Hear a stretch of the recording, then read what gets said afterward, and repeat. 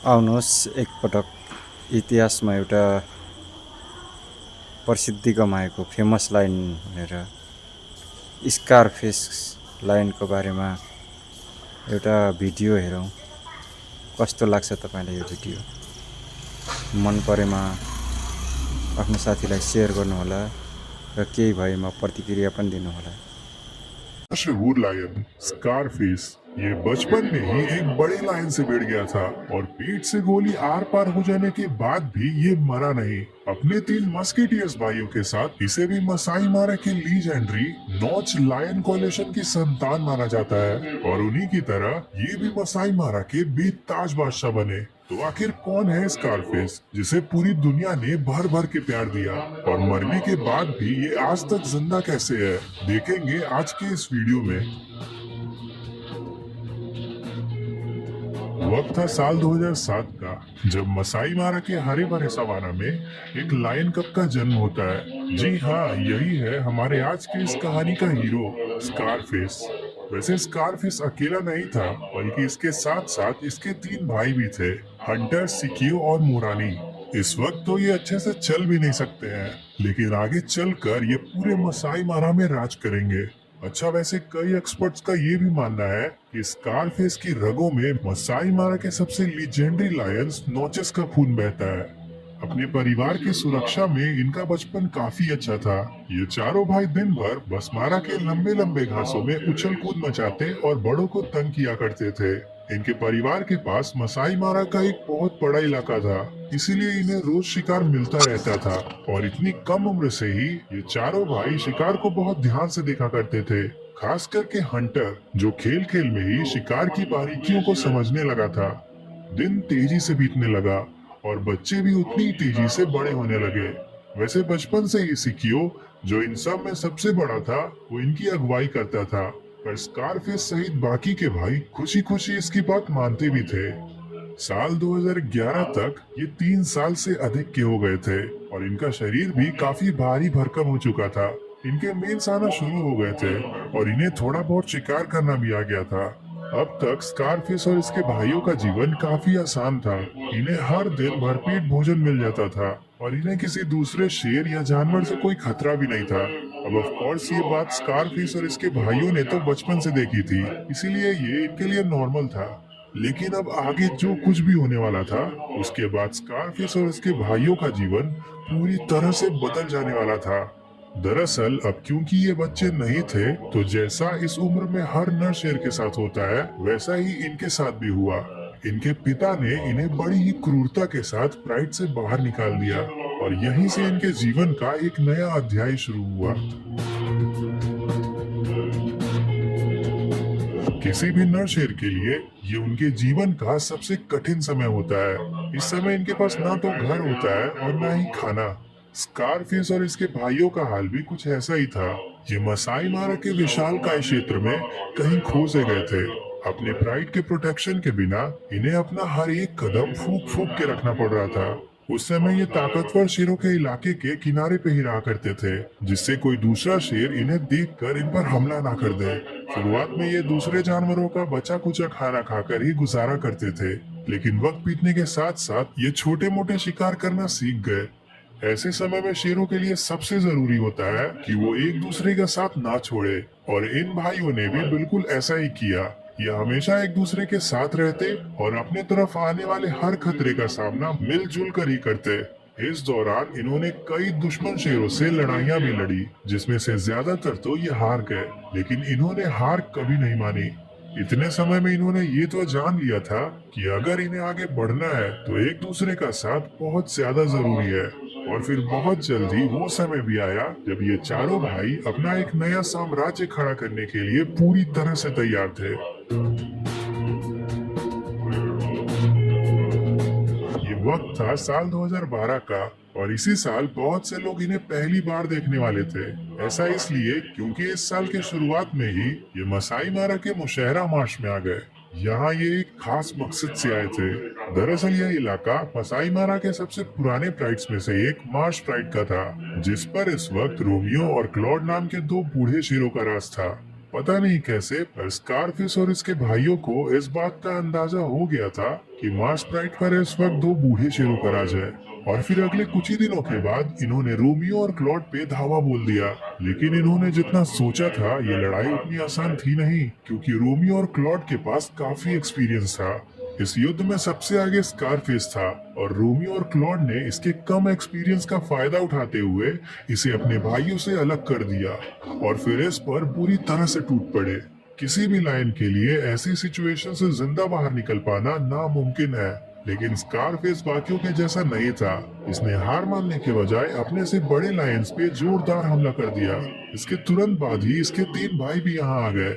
इन्होंने तुरंत ही क्लॉड को घेरा और उस पर लगातार कई घातक हमले किए। इस हमले के बाद वो बच नहीं सका और दूसरा लायन रोमियो यहाँ से भाग खड़ा हुआ और इस जीत के साथ 4 भाइयों ने अपना नया घर ढूंढ लिया था।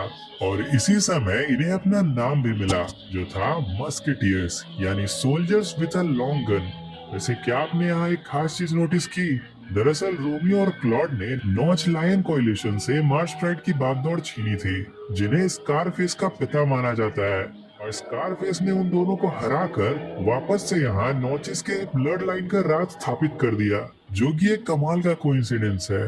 इसी युद्ध में स्कारफेस के राइट आंख के पास एक बहुत गहरा घाव आया और इसी से इसका नाम स्कारफेस पड़ा। वैसे हर मस्केटियर्स की अपनी एक अलग खासियत थी। स्कारफेस युद्ध में सबसे आगे रहता था और ये चारों मस्केटियर्स में सबसे ज्यादा समझदार था। हंटर 4 भाइयों में सबसे माहिर शिकारी था और शिकार करते वक्त यही सबको लीड करता था। अब भले ही हंटर शिकार करते वक्त सबको लीड करता हो, पर ऐसे 4 भाइयों में सिकियो का ओहदा सबसे ऊपर था। वहीं 4 भाइयों में सबसे विशालकाय था मुरानी।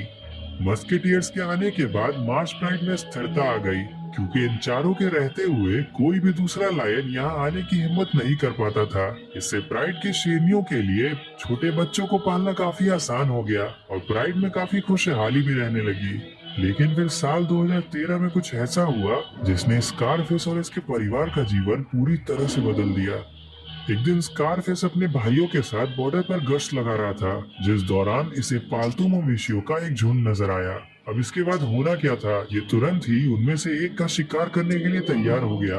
ये देखकर यहाँ के लोकल लोगों ने जल्दबाजी में स्कारफेस पर गोली चला दी। गोली सीधा इसके पेट के आर पार हो गई और ये सब देख के लगभग ये कंफर्म हो गया कि स्कारफेस जैसा शानदार लायन मौत की गोद में सो जाएगा। लेकिन फिर वेट डॉक्टर्स ने वो कर दिया जिसके बारे में किसी ने सोचा भी नहीं था। स्कारफेस के जख्मों का इलाज कर दिया गया और ये बिल्कुल ठीक हो गया। लेकिन यहाँ जो कुछ भी हुआ था उसने स्कारफेस और इसके भाइयों के मन में एक गहरा डर भर दिया था, इतना कि इन्होंने अपने इतने बड़े इलाके और मार्स प्राइड को छोड़ दिया। इनके जाने के कुछ समय बाद मार्स प्राइड को भी अपने इस पुश्तैनी जमीन को छोड़कर जाना पड़ा, क्योंकि इंसानी इलाके के काफी नजदीक होने के कारण इन्हें लगातार इंसानों का खतरा बना ही रहता था। इधर दूसरी तरफ चारों भाई रिजर्व की ओर अंदर जाने लगे और फिर एक समय पर ये पैराडाइज प्लेन में आकर रुक गए। ये जगह इन्हें काफी अच्छी लगी, क्योंकि ये इलाका मारा रिवर के बिल्कुल पास में ही था। वहाँ ये दिन भर मारा रिवर के पास आराम करते और रात में बफेलोस और हिपोस जैसे बड़े बड़े जानवरों का शिकार करते। ये कमाल के नाइट हंटर्स थे और जब भी ये शिकार करने निकलते तो जंगल के सभी जानवर भय से कांप उठते। वैसे स्कारफेस की एक खास बात ये भी थी कि ये कभी भी मगरमच्छों से नहीं डरता था। इसे दिन में कई बार मारा रिवर को क्रॉस करते देखा जाता था और बड़े बड़े मगरमच्छ भी इसके आसपास आने से कतराते थे। दिन बीतने के साथ साथ इन्होंने 100 स्क्वायर किलोमीटर से भी बड़े एरिया पर अपना राज स्थापित कर दिया, जहाँ पर ये भाई पूरे शान से घूमा करते थे।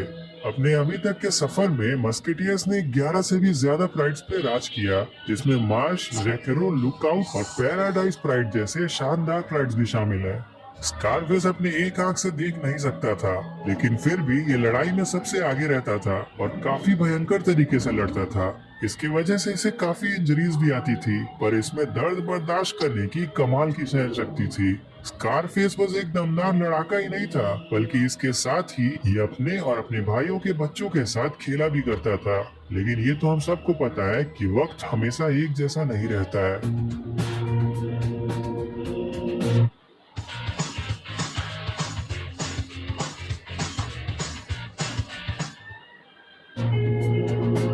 स्कारफेस अपना ज्यादातर वक्त अपने इलाके की पेट्रोलिंग करते हुए बिताया करता था, जिस दौरान कोई भी शेर इसके सामने आने की गलती नहीं करता था। लेकिन साल 2018 में एक शिकार के दौरान इसका पैर बुरी तरह से चोटिल हो गया। इस घटना के बाद से स्कारफेस को चलने में काफी कठिनाई होती थी, इसीलिए ये अपने परिवार के साथ ही रहकर उनकी रक्षा करने लगा। 2019 के अगस्त के महीने में 4 मस्कीटियर्स में से एक हंटर कहीं गायब हो गया, जिसके बाद से उसे कभी नहीं देखा गया। अक्टूबर 2019 तक स्कारफेस के दांत टूट चुके थे, इसका नाक कोयले से भी ज्यादा काला हो चुका था और इसके पैर की इंजरी भी काफी बढ़ गई थी। इन सब के बाद वाइल्ड लाइफ एक्सपर्ट्स ने यह अनुमान लगाया कि अब स्कारफेस के पास बहुत ज्यादा दिन नहीं बचे हैं। फिर इसके कुछ महीनों के बाद पूरी दुनिया में एक रहस्यमय बीमारी फैल गई, जिससे हम सब बहुत अच्छे से वाकिफ होंगे। जी हाँ, मैं बात कर रहा हूँ कोविड वायरस की। इस महामारी की वजह से पूरी दुनिया का काम ठप पड़ गया और हर जगह लॉकडाउन लग गया। वसाई मारा भी इनसे अलग नहीं था और इसी वजह से इस दौरान स्कारफेस को देख पाना बहुत मुश्किल हो गया। 2020 के शुरुआत में मस्केटियर्स अपना ज्यादातर वक्त रैकरो और पैराडाइज प्राइड के साथ बिताया करते थे और फिर इसी साल के अक्टूबर महीने में सिकियो दूसरे लायंस के हमले में बुरी तरह से चोटिल हो गया और फिर लगातार 3 महीनों तक असहनीय दर्द झेलने के बाद जनवरी 2021 में उसने दम तोड़ दिया। अपने समय का इतना स्ट्रॉन्ग कोएलिशन अब बहुत कमजोर हो चुका था। कुछ महीनों के बाद स्कारफेस को एक बार फिर से देखा गया। इस वक्त तक ये बहुत ज्यादा कमजोर हो चुका था और अपना ज्यादातर वक्त प्राइड के बच्चे और लायनेसेस के साथ गुजारता था। फिर जून 2021 में स्कारफेस को एक हिप्पो के कार्कस के पास लेटा हुआ देखा गया। वहीं पास में 3 सारा मेल्स भी थे जो हिप्पो को खा रहे थे, लेकिन उन्होंने भी अपने ओल्ड किंग स्कार को कोई नुकसान नहीं पहुंचाया। लेकिन फिर मारा में एक शाम वो भी आई जब मारा की शांत वादियों में स्कारफेस ने इस दुनिया को अलविदा कह दिया। वो किंग जो कभी भी हार नहीं मानता था, उसने खुशी खुशी मौत के सामने अपना सिर झुका लिया। उस वक्त स्कारफेस के पास ही मुरानी भी मौजूद था, जो अपने आखिरी और सबसे खास भाई के जाने से बहुत ज्यादा दुखी था। पर असल में तो स्कारफेस जैसे लायंस कभी मरते नहीं हैं, बल्कि इन कहानियों और किस्सों के जरिए वो हमेशा हमारे दिल में जिंदा रहते हैं।